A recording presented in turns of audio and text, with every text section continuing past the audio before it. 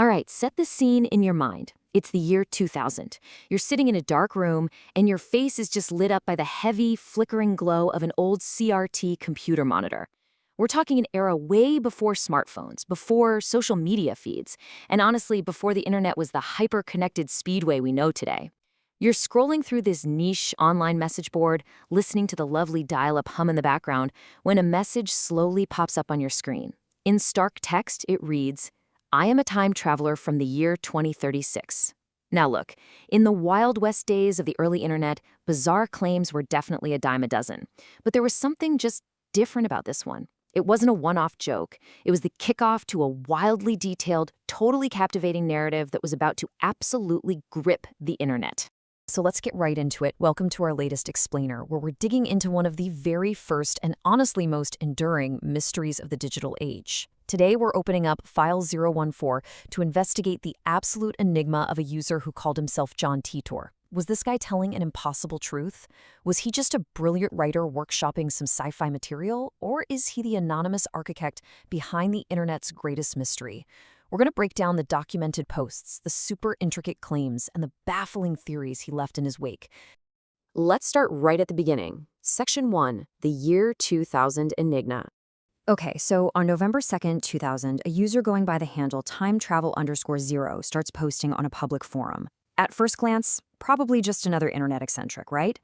But he quickly started laying out this incredibly elaborate backstory. He claimed to be an American military soldier, and he wasn't just dropping vague, spooky warnings.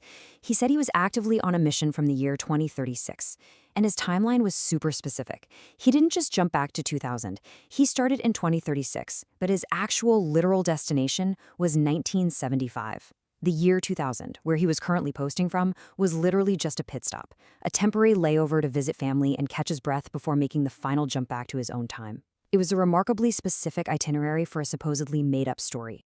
Which brings us to what he was actually doing. Section 2, Mission, IBM 5100.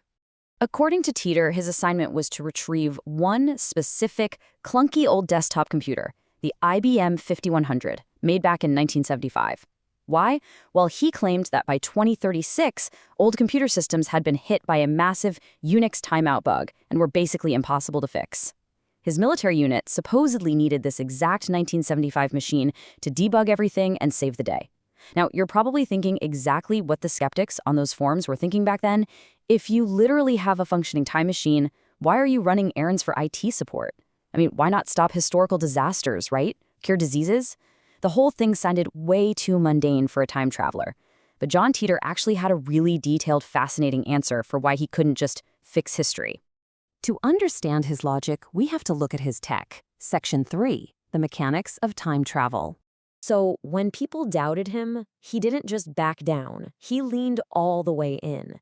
He described his machine as a stationary mass temporal displacement unit powered by intense gravitational effects from two microsingularities. And he didn't just toss out sci-fi buzzwords. He literally uploaded photos of the device and these crazy, highly complex technical diagrams that looked exactly like pages pulled straight from a military operating manual. It was dry, it was bureaucratic, and it felt incredibly real. He used this to address those time paradoxes directly and explain the real dangers of trying to alter history.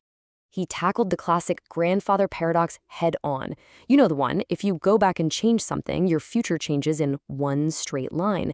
But Titor said actually, time travel doesn't work like that. He introduced the idea of world-line divergence. Basically, the exact second you travel into the past, you create a brand new parallel version of history. The universe branches off like a giant cosmic fork in the road. And this branching theory is absolutely crucial for what happened next. Section 4. Divergent timelines and predictions. You see, because of this divergence, the future he remembered wasn't guaranteed to happen to us. His mere presence in the year 2000 had already bumped us onto a new branch, which honestly was the perfect built-in defense mechanism for the predictions he started making. He described his 2036 as a world completely devastated by global conflict, where communities shrank, people relied purely on local survival skills, and nobody trusted centralized tech anymore. He even threw out specific dates for civil unrest. Now, when those dates came and went and nothing happened, skeptics were like, aha, gotcha, it's fake. But his supporters, they just pointed right back to the divergence theory. Our timeline had already branched, so of course things were playing out differently. Now, while his doom and gloom predictions failed, there is one piece of this puzzle that is still blowing investigators' minds to this day. Remember that IBM 5100? Titor claimed he needed it because it had a hidden ability to emulate older mainframe code, stuff like APL and BASIC, from before those standards were even widely established. Back in 2000, almost nobody on the internet knew what he was talking about. But years later, actual retired IBM engineers came forward and publicly verified that, yes, the IBM 5100 had that exact secret capability. It was a proprietary feature IBM kept completely under wraps to protect their mainframe business. So we really have to ask, how on earth did some anonymous guy on a forum in 2000 know about a highly classified hardware quirk from 1975? Was it just incredible archival research or something else entirely? And just when the plot couldn't get any thicker, Section 5, a sudden disappearance. Literally, right as forum users were getting deeply invested, they were meticulously mapping out his schematics, debating his physics theories. The whole thing just hit a wall. In March 2001, after only a few months of chatting daily, Titor announced his stopover was done. It was time to go back to 2036. And then, poof, the post just stopped. No dramatic grand finale, no verified final goodbye message, and absolutely zero clues to his real identity. He just vanished from the web. Over the decades, internet sleuths have chased this thing relentlessly. Some swear it was a brilliant hoax pulled off by an entertainment lawyer, or maybe a computer scientist. Others think it was an early alternate reality game. But despite all the digging and all the disputed claims, no one has ever conclusively proven who was behind the time_travel_0 account. So what do we actually take away from all this? Did this guy's supposed journey somehow alter our timeline and actually save us from his dystopian future? Or more likely, are we just looking at the internet's greatest storytelling experiment? Think about it. It might have been a wildly talented writer who crafted this flawless, self-defending narrative right before the smartphone era, right before anyone could track an IP address and debunk a story in 5 minutes. Whoever it was, they forced an entire online community to deeply question history, the future of our technology, and how time itself might actually work. More than 20 years later, the ultimate question of who John Titor really was is still a total blank.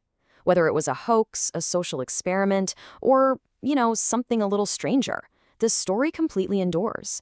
And until somebody finds that definitive proof, this file remains wide open. Thank you so much for hanging out with me for this explainer.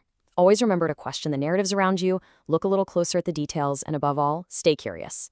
Catch you next time.